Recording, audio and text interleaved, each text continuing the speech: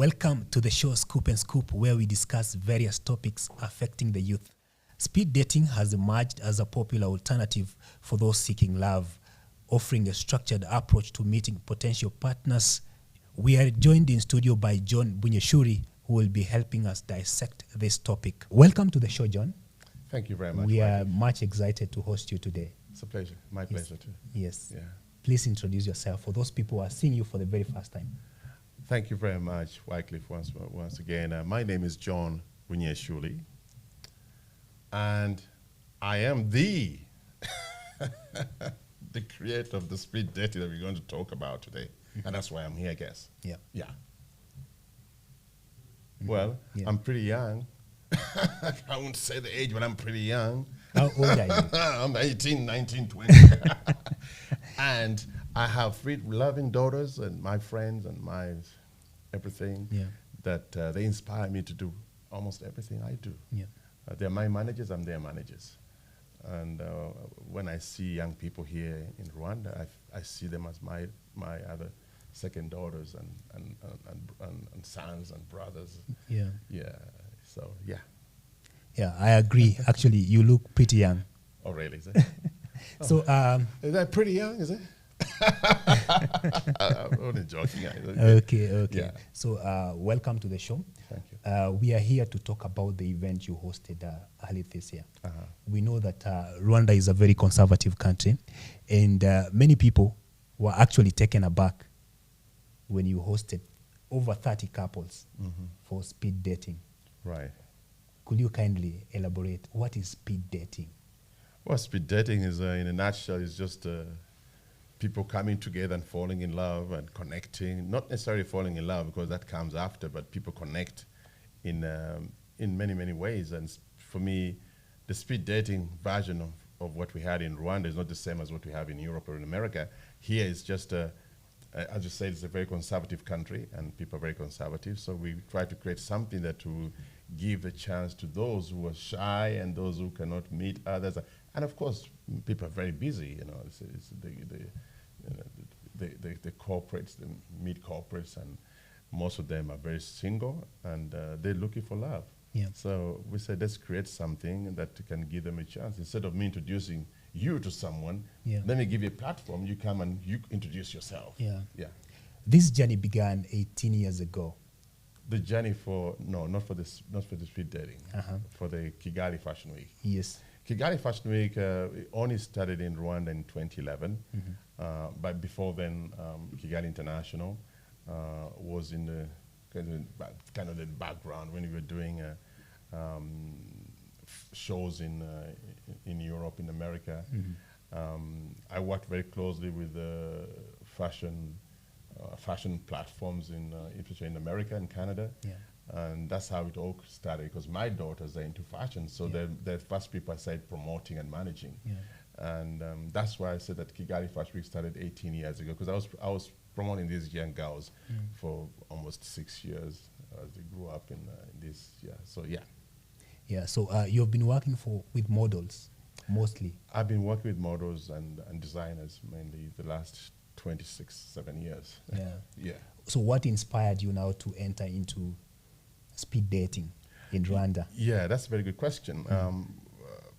I was in Kigali some time back, I think it was last year, and I had friends from Canada, Rwandans, who came. Some girls, they said, come on, John, we are single, we don't have men. And I said, so what do you want me to do? They said, can you introduce us to some of your men in the Fashion Week? I said, I can't do it. I've got them, but I cannot introduce you. So what can you do for us? I said, well, I'm going to create a platform for you to come and sit there and connect, and you create love for yourself. I'm not going to create that for you. Yeah. And that's how it all started.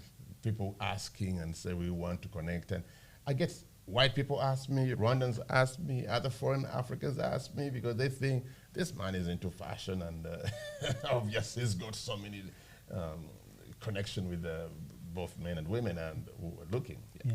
So that's how it all started. So how would you describe, the success of the event, and did people actually fall in love? Oh, yes, they did. The event was very nice, was very successful. Actually, the ball had to close off because people could not enter. And it was so furious. queues outside, and inside is packed. You could not move. And that's when I realized that, oh, yeah, I think people are desperate. They want to, let me not use the word desperate. I say they're keen. Yeah. You know, I want to be political right, because I don't say, well, they're desperate. They're so keen to connect and fall in love and make, not making love, fall in love and connect well. So it was very exciting that about 400 people plus were in that hall, in that Boho restaurant bar. Yeah. And out of that, officially, it's like 34, 35 couples, but others didn't want to come out they wanted to stay in the closet. Yeah. But I know that were more than enough couples. With so many diplomats, young diplomats from embassies and international embassies in Rwanda. I had so many other young corporates, young entrepreneurs who don't have time to go in the bars and look for someone, and or to go to the families to say, can you connect me to say, but they want to meet in a more kind of corporate environment. So, and that was the right place for them. Yeah. Talking about that, there are these people who think that the ladies or the men who turned up that day, they are the usual guys who sell themselves. No, What will you tell them? Well, I don't wish that to happen, because that did happen at all. Because we put a price to it. You know, if you want to get good stuff, you put a price. Yeah. Anything free, you would definitely going to end up with such things. People who came were all mid-corporates, entrepreneurs, and people from parastatal bodies. Some of them were government officials, even police officers, believe me or not. Okay, because they're not wearing their uniforms.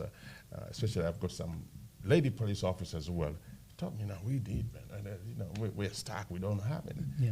Some of them are bankers. So they came. So we're ever saying that nonsense because they were not there. And some of them, they just probably hate the feeling that people are falling in love, and they cannot. And maybe they're losers. Most of those people who say they're losers. They're desperate. They don't know where to go.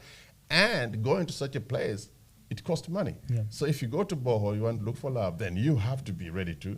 Now, when you meet someone, you share a drink, you buy, and that's part of the connection. So those who talk, they don't know what they're talking about. They have their own issues up there in the head. Yeah, that derailed. So is speed dating coming back? Speed dating is coming back. What are the plans? We are planning to have something organized probably the end of next month, but it's going to be somewhere, not in, like, Boho is too open. We're trying to get kind of traditional setup and with a garden outside, because instead of having it like Boho inside, it's very commercial. We set kind of a more relaxed atmosphere, and people can connect and sit and talk, and There are people who are watching us wondering which month are we looking at? It's going to be next month. This is we're in August now. So it's going to be, I'll say, between September and October.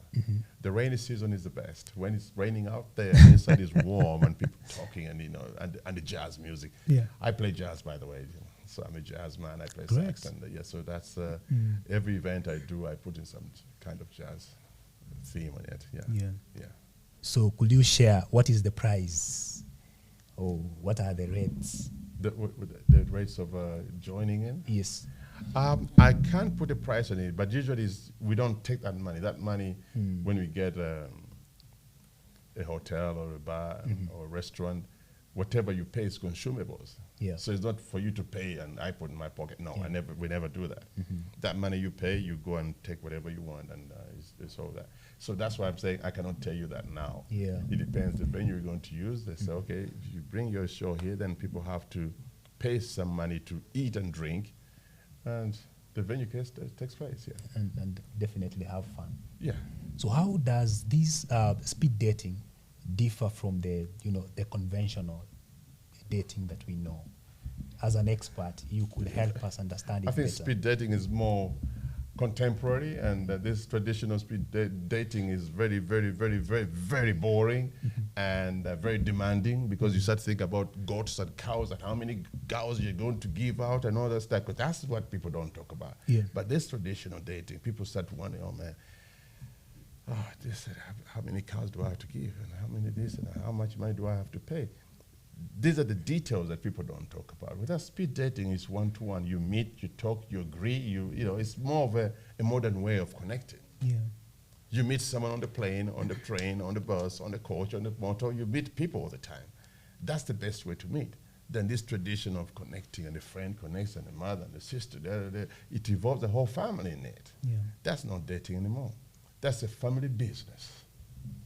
So, as a person who started this thing, do you believe in this idea that there's love on the first sight?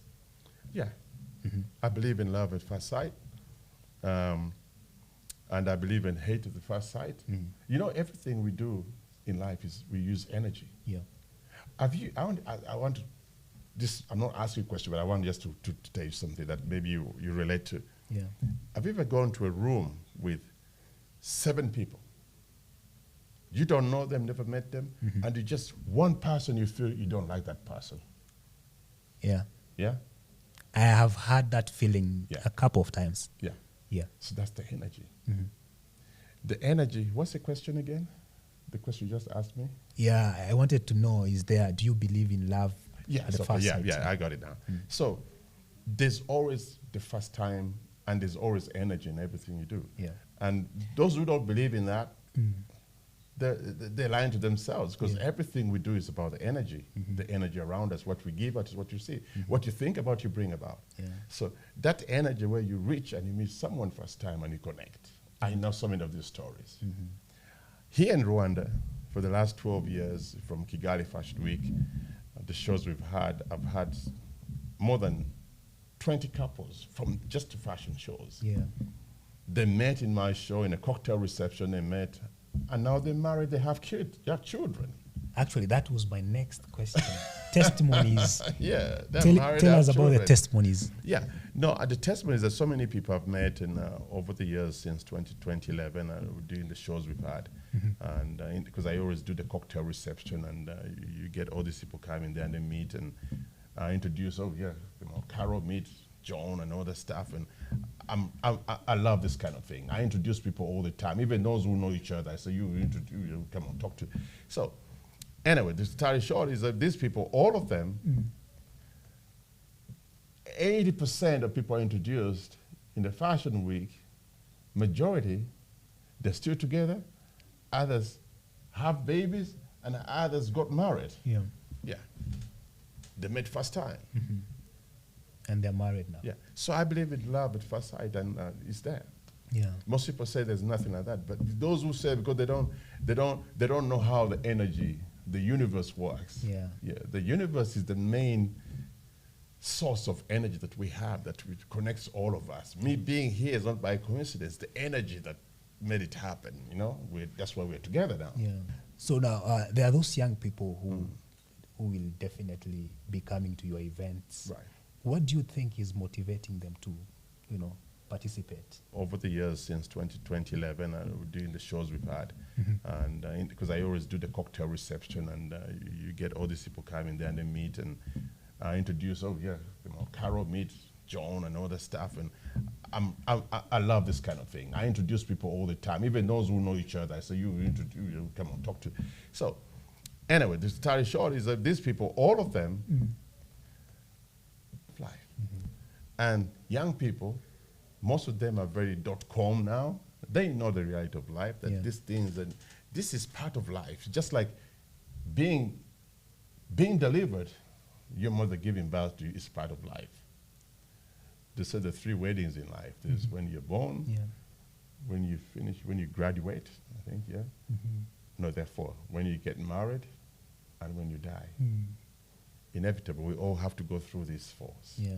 Yeah. So, the reality of life doesn't change, because that's what the universe gives us. Yeah. We can never change it. Even however much you try to change, it will never change, because that's the cause. That's how it works. So young people should really understand that that's the core reality of life. However, I still have a disclaimer saying young people should not be cheated by we men. We say, I'm going to give you some $100, $200, and most of them fall for that. But they will not fall for that if they realize how life works. Because love is the greatest of all. With love, there's no hate. There's no being used. There's no all these other things that come, the negative things. Love super kind of engulfs everything. Yeah. There are those people who would want, to participate in such events, but some people are generally shy. There are people who can't even ask a girl out, right? I'm one of them. I'm a very shy person. Yeah, but I'm not saying I'm not whatever. I'm a very shy person, by the way. And me doing what I do, it helps me to be myself. But I don't believe you are shy. No, I'm shy. I've interacted with you, and I think you are very outspoken. No, I'm very shy. When I come on stage, I'm a different person. When I'm behind the scene, I'm totally different. People who know me, and I know some of your audience know me, I'm a very shy person. I do the events when I'm on stage. When I'm off stage, I'm totally different. They don't even see me. Everything I went back, and I'm still in the country, but I don't interact with people. So, to answer your question, those who are shy, you have to come to the show. Interact with people who can keep your shyness out of, it's like a mask. You mask yourself with people around you who are, I do that.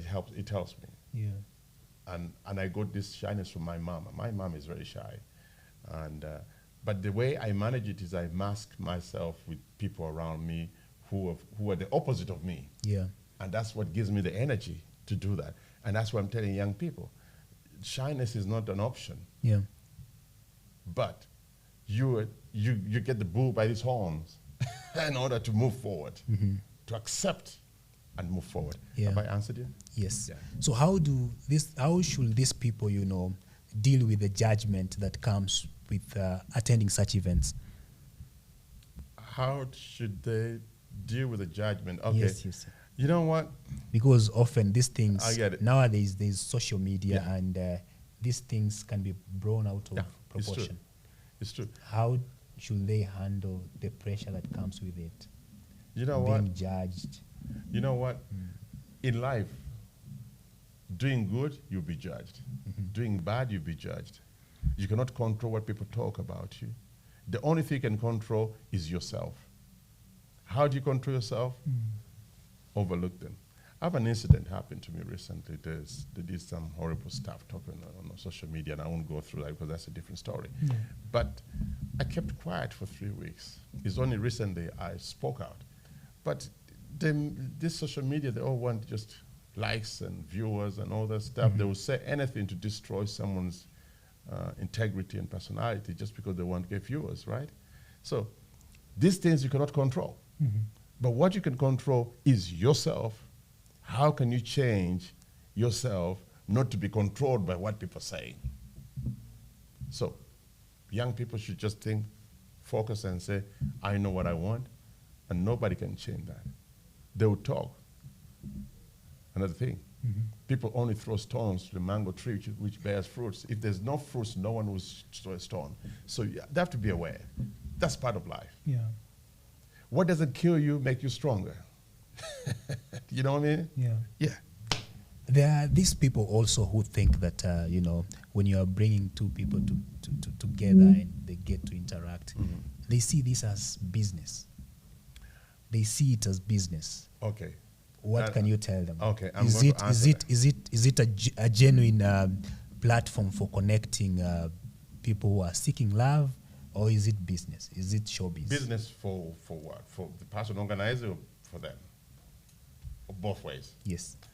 Let me answer it two ways. I've got two answers for it. One, they could say it's business. Yes. People where the show takes place, they're making money. It's a business. Me who's organizing, I'm doing it out of love, helping out. I don't get a single penny from these people. I just organize this out of goodwill. And for those who fall in love, yes, there's some couples who fall in love and sign a contract. It's very common in America. You sign a contract for 3 years. You sign a contract. What do you have to offer? What do I have to offer? Okay, let's sign a contract, we use our whatever, we have the resources to develop this relationship. In other words, I know when they say it's business, they always relate to the person organizing. Yeah. So for me, I don't get anything. Yeah. What I get, the success I get is people connected. The owner of the venue makes money, which is okay because that's is setting it for us. Yeah. Yeah. We have basically talked about the good things about speed dating, but everything has its shortcomings. In your view, what are some of the shortcomings of speed dating?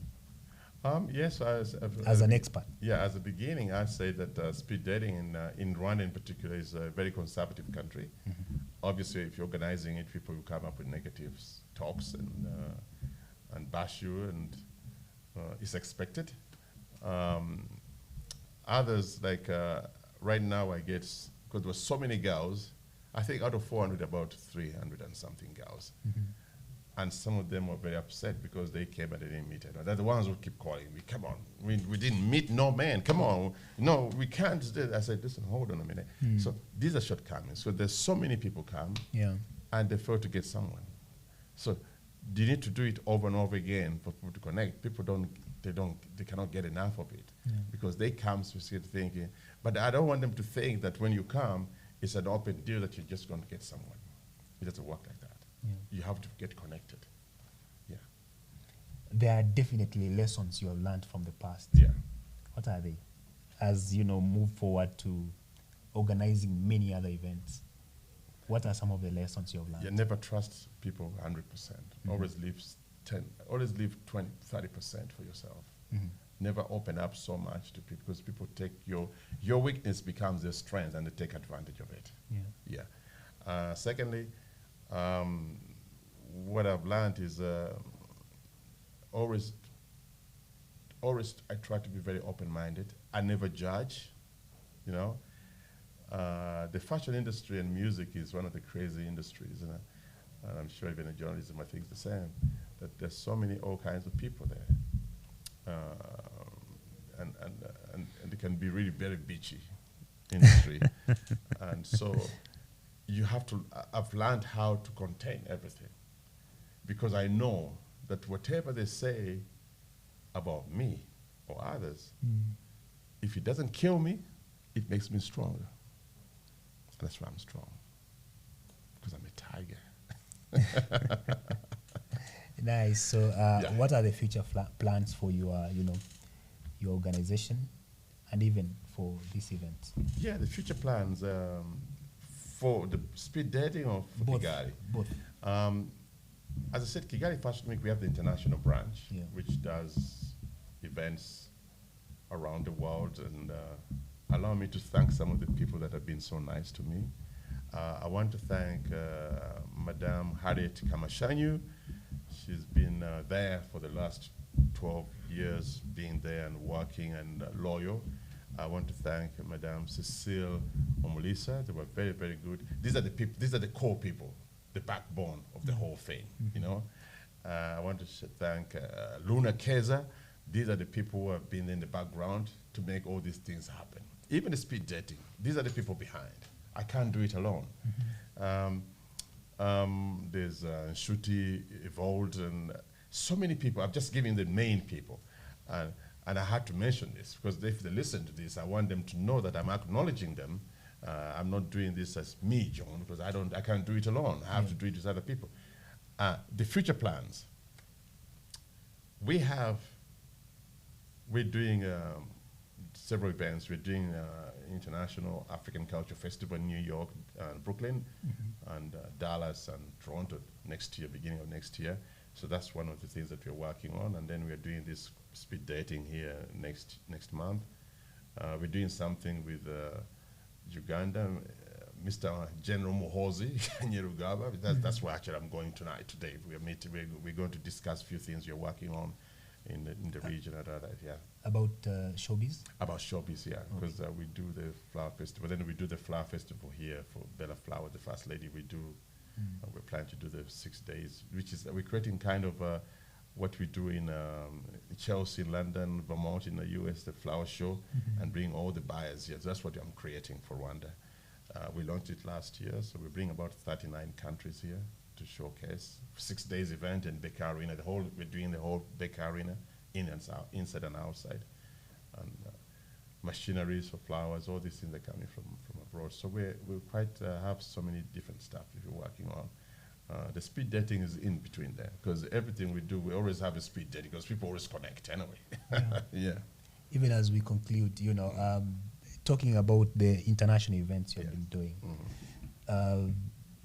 do you, are you intending to take speed dating to another level in terms of, there are guys interested in foreigners and there are foreigners interested in, Yeah, of course. How do you plan to, to match these people? I don't want to be seen as someone trafficking. Yeah. I let nature does its work, and for me, I think the speed dating, I do it in countries as where I am. If I'm here, I do the Addis Ababa Fashion Week, is our brand as well in Ethiopia. I do some speed dating there. I do Kampala, I do here, I do even Nairobi Fashion Consortium. We started that to do. So I prefer to do it's something I created here in Rwanda, and I wanted to stay here for Rwanda. I wouldn't like to take speed dating to another country and taking people from there. That's wrong, right? So if I'm in Ethiopia, I do Ethiopia speed dating there and for the Ethiopians, and whoever is there, foreigners, and that's the best way to do it. Then there's a lot of I avoid a lot of controversies and conflicts of interest, and I avoid going to prison as a trafficker. Yes. Yeah, human trafficking. So I wouldn't support that, and I'm always against people who traffic young girls from here and boys, and they go out there. I've got a friend of mine who is the president of the human trafficking here in Rwanda, Mr. Oscar Chimanuka. He's the president, and we were just talking yesterday about it. So we're trying to create something how we can help out to do these things, because it's a lot happening, Yeah. Of course, we go to work with the government too. Yeah. I think that is a nice place to end this interview. Thank you, Mr. John, for joining us It's today. my pleasure. Thank you so much. Until next time. Thank you, Wycliffe. Thank you.